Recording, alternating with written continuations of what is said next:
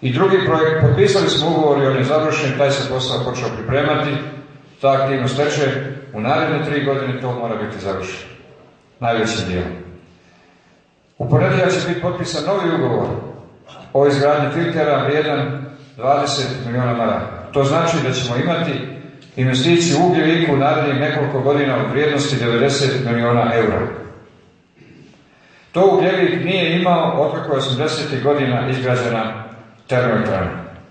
I hoću da vam kažem da sam na taj način ispunio svoju dužnost u ovoj fazi svoga mandata i ispunio obećanje koje sam vam dao. Da li je neko u tom što sam tada govorio prepoznao ovo što sam planirao raditi ili nije, to je drugo pitanje, ali ja sam svoje obećanje i svoju namjeru na taj način izvršio i pokazao odgovornost prema kraju iz koga i ja potičem, jer je ovo i moj kraj, nedaleko odavde potiče moja majka iz Brusnice i kod Lopara.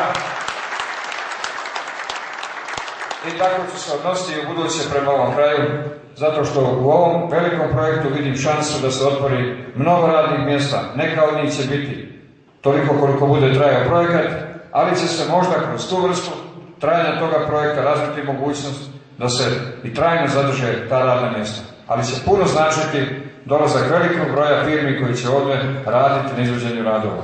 Pored toga, mi ćemo dobiti jednu novu količinu sirovina za koje se nadam da ćemo naći način da ih upotrijebimo i da izgradimo nove privredne kapacitete ovdje na području Ugljevika. Zato ćemo tražiti partnere po svijetu koji će biti spremni da zajedno sa nama razviju takve projekte i to će onda biti jedna nova velika razvojna šansa Ugljevika.